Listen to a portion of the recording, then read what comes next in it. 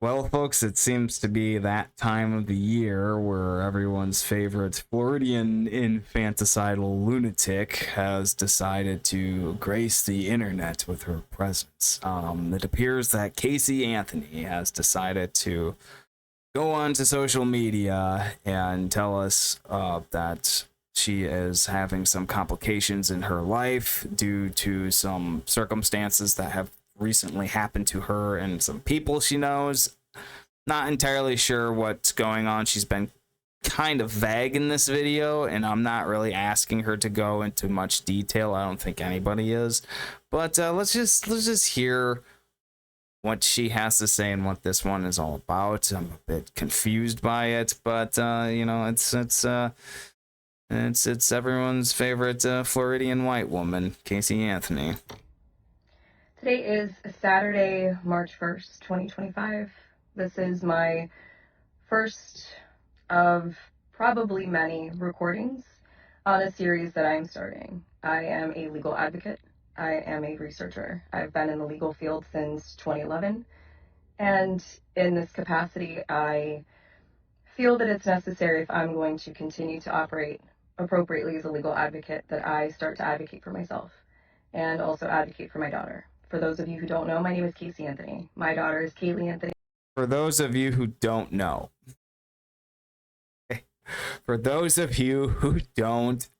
this is legal advocate Casey Anthony. she's a pretty big name in the world of the 2000s, past 2010. She's been quite the household name. If you didn't know, she's a legal advocate. Okay, she's a legal advocate. My parents are George and Cindy Anthony. This is not about them. This is not in response to anything that they have said or done. That's not to say that I'm not going to respond at some point to some of the things that they have said and done. The whole point. Doesn't it just suck that she's hot? Isn't that like the worst fucking part about her, is that she's fucking hot? And it's just like, this is, I swear to God, like, she is just playing some sort of game, where it's just like, it's so bizarre just watching her. And it's just like this kind of mask that is just covering everything beneath it. I don't know how she pulls it off. I honestly don't know how she pulls it off, but it is fucking crazy. The point of this is for me to begin to reintroduce myself. I'm doing this both personally for me, but in a professional capacity. Moving forward, the majority of what you will see will be me speaking in a professional capacity. My goal is to continue to help give a voice to people, to give people she almost too has this look of accountability and this look of shame and regret. And really, I feel that's what that whole court hearing was about. It's like, we know you did it. We fucking know you did it. Everyone knows you did it. And it sounds almost like she spent years and years in therapy, just recuperating and just going over everything she's done. Just kind of secretly and quietly telling her therapist, that's kind of, and, due to confidentiality reasons, the therapist can't say a fucking word. And she's been working through it. This is this whole, I'm reintroducing myself to society. Oh my fucking God. Like her whole trial, I feel like was just wagging the finger at her. You did a no. You did a no. Don't ever do that again. Don't ever do that again. You do that again and you're going to go to jail forever. Like that was her whole court hearing. Now, can you imagine if she was like black or something? I mean, I'm not one to play the social justice warrior game, but can you imagine that?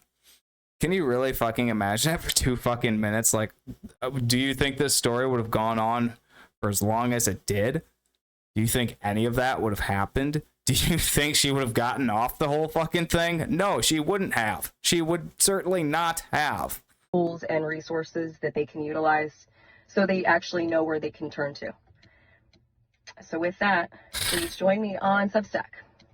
If you have questions, I will set up an email address where we can correspond directly. Up until this point, that has never happened. And it's only going to be on a limited basis regarding legal issues, legal matters. One of the main reasons that I'm doing this, there are people close to me who have been targeted and attacked recently. There are also people close to me who have had some recent things occur. And okay, so this is where it's like it's getting a little bit of a gray area for me, because I don't think it's necessarily appropriate to target and attack friends of Casey Anthony. Because you got, I mean, I think it's okay to be wary of them, but not to attack them. The reason I say to be wary of them is because birds of a feather, you know, the whole saying, I'm not indicating that these are,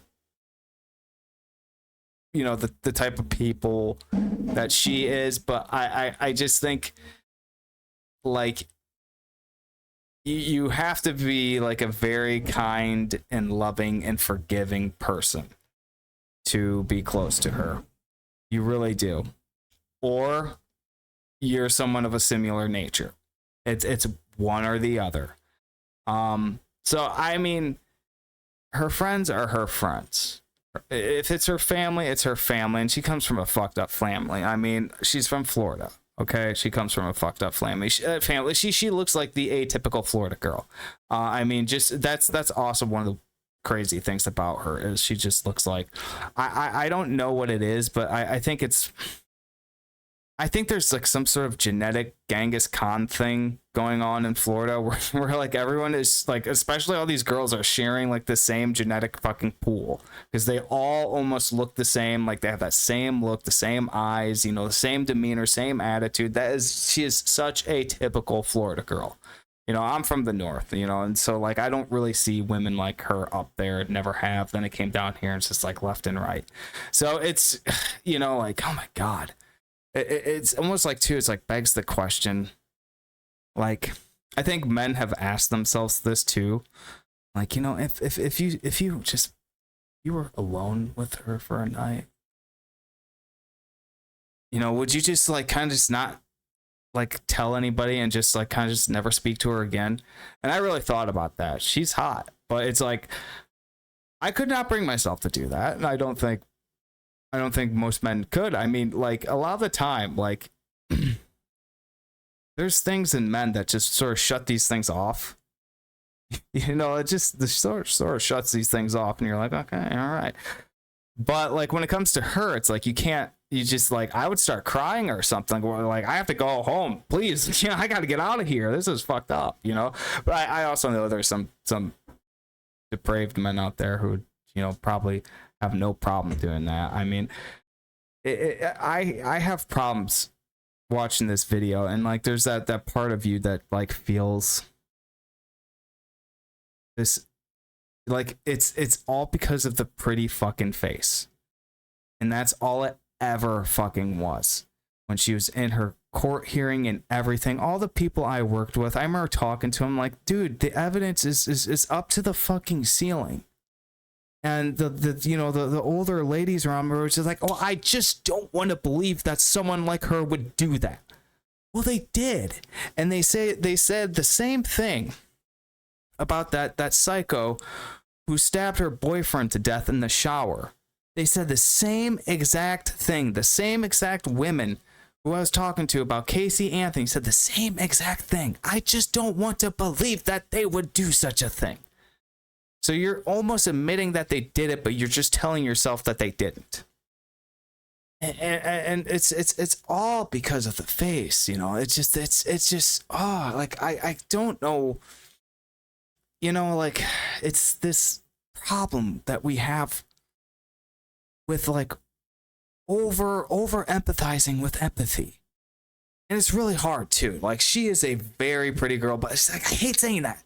Should I not fucking I do hate saying that. It's fucking it's just it just hurts.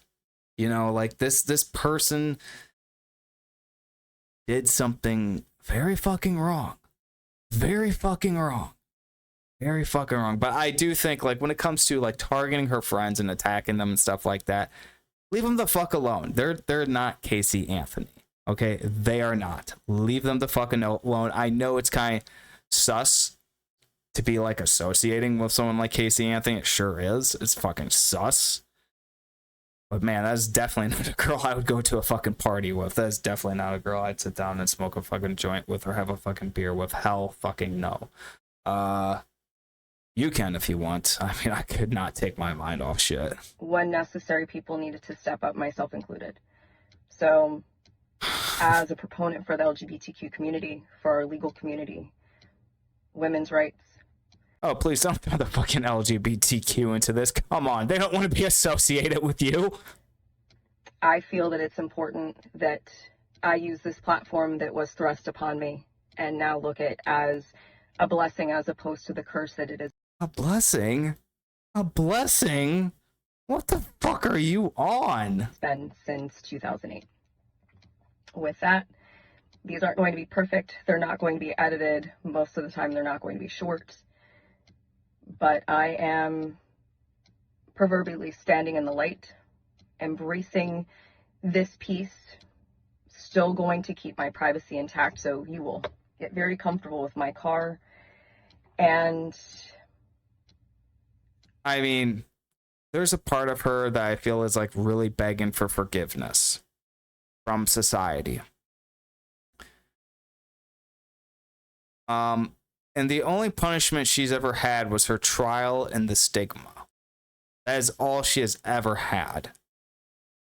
You know, like the trial, and I mean, I mean, I think it's verifiably in the past at this point. But I don't think that a marginal chunk of society shunning her is necessarily a bad thing. You know, I do think there's room in her life for certain individuals to forgive her. But I think the world at large does not and should not. That is not me saying that this is someone who needs to be condemned. Like I said, if she should have been condemned, it should have already happened. It should have happened back in her trial if she was going to be, and since it's in the past, it's gone. I'm sorry, but it is. It doesn't take away the fact that she did that. And I think at this point in her life, she wants the world to reaccept her. And it's really, I don't think the world's going to do that. I don't think that the world's going to do that, and I don't think the world should do that. I do think, however, that if people want to love her and care about her, then they have all the right to do that, but I certainly don't want the world at large to start like this following of her, you know, and associating her with the LGBTQ. Do you really want her? Can I ask you, do you want her? I don't think she should be having this large fan base, but in a free society that has free speech and free platforms, it's like this argument that is like you're certainly playing the devil's advocate at this point. You know, like this is where it's like when it comes to like free speech and all these things, it's like, you know, they're like I want to tell all the free speech advocates this. There comes a time and place, okay, and that time and place is right now. All right, where it's just like free speech, free. Wait, what? Huh? You know, and you slowly kind of lower your demeanor on the whole free speech thing, because free speech would be like, yeah, platform her, put her on talk shows, interview her. That's what all the free speech absolutists want, is they want platforms, and they want to be interviewed, and they want to talk to people. And this is, when it comes to things, when it comes to freedoms and everything, there's always an ugly side to it. All of the things we want in this world are eventually going to have some gray area, some area that we don't like, and even free speech. So like, it's also like, it comes to a point, it's like, yeah, you're giving child killers free speech. You're giving and next thing, you're giving this person free speech. But that's the karmatic blowback you get for having free speech, because free speech is for everybody. It's just like equality, so I mean, the argument of free speech is, like, it opens doors. It does. It certainly opens doors, and like, I don't know if we can shut those doors once they've been opened. That's what I'm saying. And like, above and beyond anything, like this is someone who I think is basically asking for forgiveness. And I think she's bringing attention to the point that her friends or her family members, her associates, are being targeted. Hey, leave them the fuck alone. They're not the ones who did that, okay? They're not. I know she comes from a very fucked up family. I mean, I remember hearing the trial and everything, and I've been in Florida for quite some time now, and I know it's like really willy-nilly down here, okay? People are, they're kind of weird. They just do whatever the hell they want, and then there's all this backstabbing, and then the next thing you know, they're kissing and making up. It's a weird place. And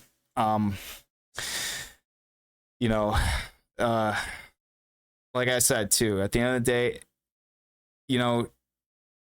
she should have been punished already. So that's why I think, like, condemning her at this point, it should have happened already. And I believe that the world still has this choice to shun her, and the ones, because even people on death row who've done terrible things, I still believe that they need someone to share something with, to have some sort of congeniality with, to have some sort of warmth with. And I think that's just, to deprive someone absolutely of that is almost comparable to doing the things that they did. And I wouldn't want to strip even some of the worst people from that sort of thing, unless, like, they were, I mean, like, you're going to levels of like Adolf Hitler. Like, that's where it's like, okay, I don't know. I don't know. Joseph Goebbels or Joseph Mengele. I mean, that's you're pushing it. Okay, maybe we should strip him from that warmth. No, she's not a good person. Fuck no, she's not. And she's clearly begging for like fucking e-clout and fame, along with forgiveness and all that other shit. So keep that in mind. I will explain in great detail why it's so important for people to protect their privacy. It's not just important to public figures, it's even more important to private individuals. And with the current climate in our country especially, it's that much more important, which is why I am utilizing the Substack platform. Yes, I am advertising this and publishing this on TikTok, possibly also through other meta platforms, but my intention is to separate from that and showcase even more why Substack is such an important resource for people to utilize moving forward. Anyway, I appreciate your time, and we'll see how this goes. Yeah. I mean, this is, like I said, this is such a conflicting environment for me to even, go anywhere of saying anything. Fucking man, because I remember all those years ago, we were wanting her to fucking, we wanted them to throw the fucking book at her. Big time, everyone did. And it's like, things change with time. Like, back in the day when this was going on, I repeatedly tell people this, listen, I'm a fucking millennial. I'm in my late 30s. This was like, I was alive during the, I was there for the OJ trial, but I was like too young to really care about it and understand it. I just remember hearing about it nonstop, and I was wondering, it's like, are they gonna sentence him? You know, are they gonna put him away? And that's really all I wondered. This was my OJ trial. You know, this was my generation's OJ trial. It was Casey Anthony. She was our OJ trial. And I mean, at the time, I really, just like everybody else, there were people who, and I think there were people who literally, and I think I was one of whom, they won it like this one guy who I was working with. He's like, I just wish a Lee Harvey Oswald would happen, where this dude runs up and just smokes her. And I can't remember if I was necessarily wanting that myself, but like certainly looking back at all of these things in the heat of the moment, we definitely wanted her to fucking eat shit. We did, you know, like everyone did, except for, you know, all the older white women who felt sorry for her. But like I said, it's past that moment, and I believe she is suffering from the fucking social stigma. This person must have no friends, very few friends. Can't really go anywhere in public without people knowing who the fuck she is. You know, everywhere she goes, she is paying the price. But that's the price of her freedom. She's got to live with that for the rest of her fucking life. And that's not me at all saying what she did was good. And that's not me saying at all give her a platform. That is me bringing it to question, like, well, the free speech absolutists, are you sure that free speech to its fullest, completest fucking extent is this wonderful thing? Because what next is going to be platformed? That's what I'm asking the free speech absolutists. It's like, what next do you want to platform? You know, because that's essentially platforming a child killer. So what next? What's the next platform? You know, that's the question. What's the next platform? Trust me, I believe we should be able to say what we want to say, but I believe that there's some gray areas that, you know, like, holy shit, are you for real? You know, are you for real? And you're like, oh my god. Now I'm kind of sitting there thinking about free speech, and like, I don't know, that means I have to give it to person X, Y, and Z too. Damn. But like, I absolutely don't see a world, or wanting world, where people are not allowed to speak. You know, it's almost like it teeters more to the world of letting people have that freedom. It certainly does. But you have to keep in mind the ugly side of free speech. And I'd say we're looking at it right now. This is the ugly side of free speech, because she's probably going to get a platform. More than likely. And there's people who are going to want to listen to her. You realize that. There's going to be people who are curious as to what she said. Who knows? She's probably already sold a book. This is, you know, some strange times we're living in, and they're only getting stranger. That is my final say on this. Make of it what you will.